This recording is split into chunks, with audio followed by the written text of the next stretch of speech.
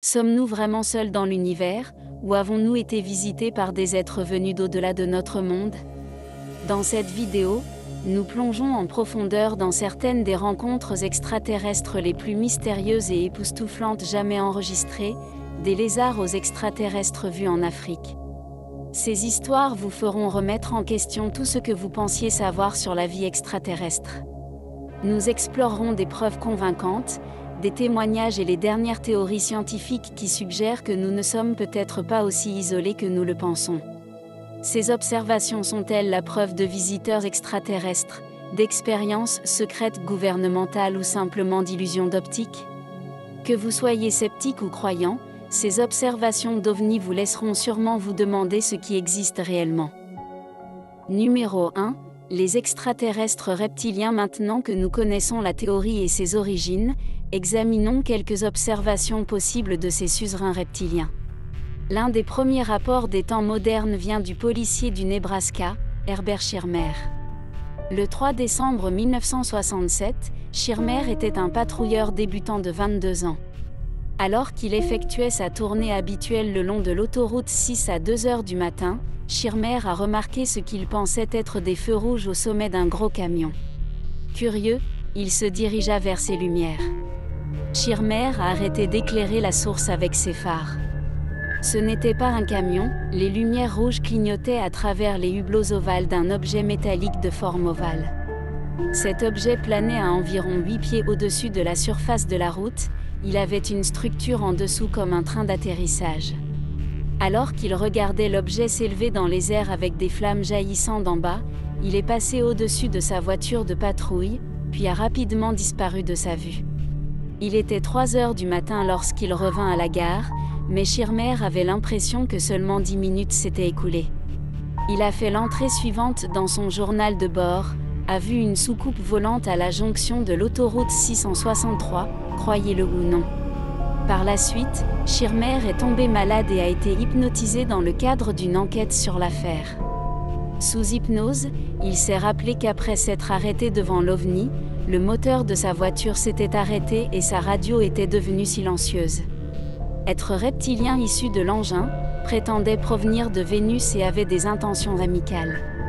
Selon Schirmer, l'être voulait uniquement tirer de l'énergie des lignes électriques et portait également sur ses vêtements un emblème représentant un serpent ailé.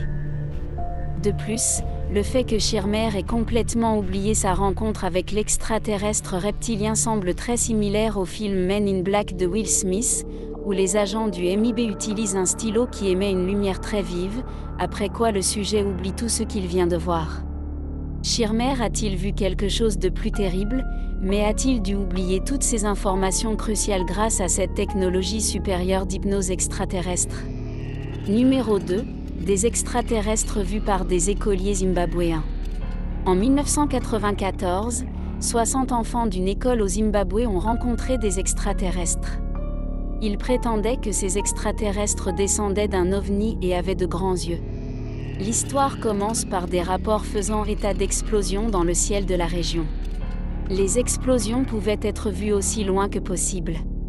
Les astronomes de la Zambie et du Botswana ont également déclaré que ces explosions avaient été provoquées par une pluie de météores. Cependant, de nombreux témoins oculaires ont déclaré qu'une capsule semblable à une boule de feu avait émergé et était flanquée de 2 capsules plus petites. De nombreux rapports faisant état d'observations extraterrestres ont commencé à apparaître. Un jeune garçon et sa mère ont rapporté avoir repéré des extraterrestres à la lumière du jour avant que ceux-ci ne disparaissent. Un camionneur a également rencontré des êtres étranges sur la route la nuit. Puis, le 16 septembre, un représentant de l'école primaire d'Ariel a appelé. La représentante a insisté sur le fait que ses élèves avaient rencontré des extraterrestres. L'histoire raconte que les élèves d'Ariel jouaient dehors. Ils ont repéré des objets en forme de disque dans le ciel. Il y avait 3 ou 4 de ces objets. Les objets ont volé le long des lignes électriques et ont finalement atterri dans la brousse, parmi les arbres. Les enfants étaient effrayés, mais aussi curieux. Peu de temps après, des extraterrestres ont émergé de ces engins en forme de disque.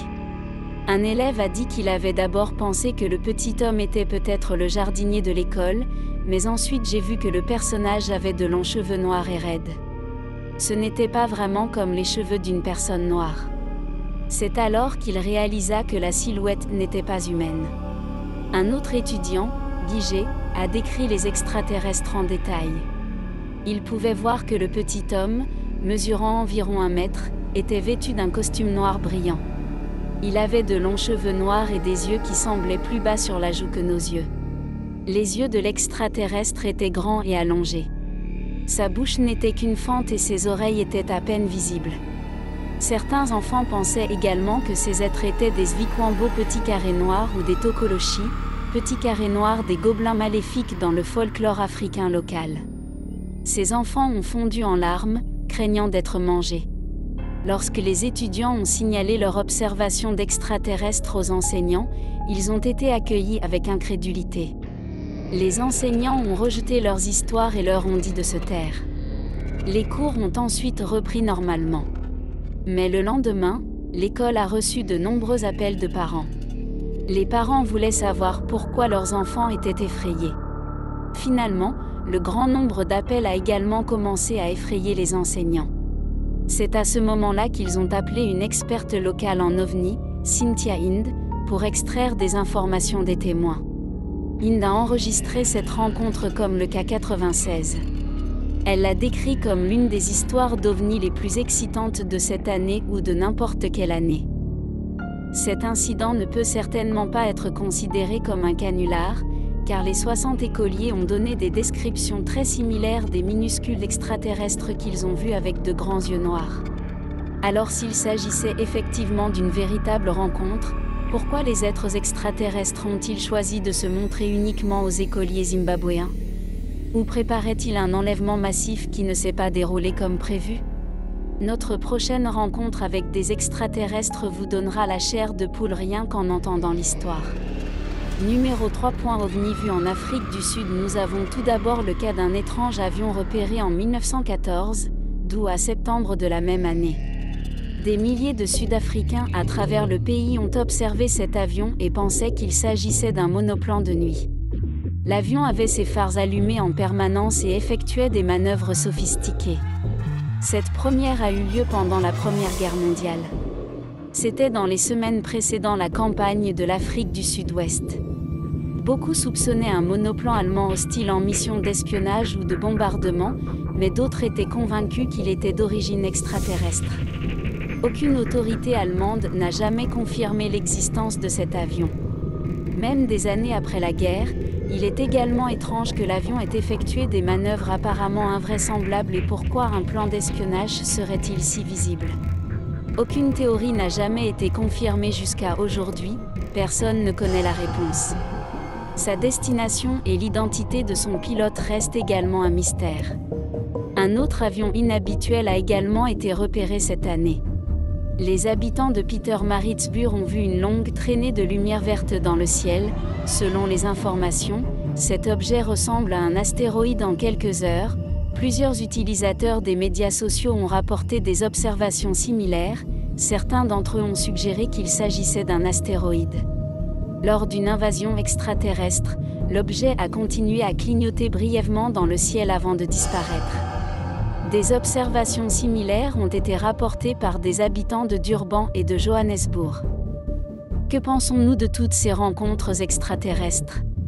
Les 2 premières fois, les humains sont restés indemnes après avoir rencontré les extraterrestres.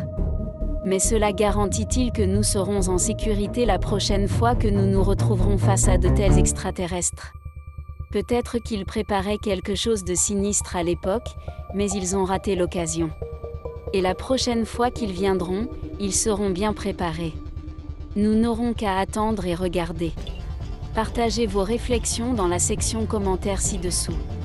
Et assurez-vous de vous abonner à la chaîne pour connaître les dernières révélations en matière d'exploration spatiale. Appuyez sur l'icône en forme de cloche pour rester informé et continuons à explorer ensemble.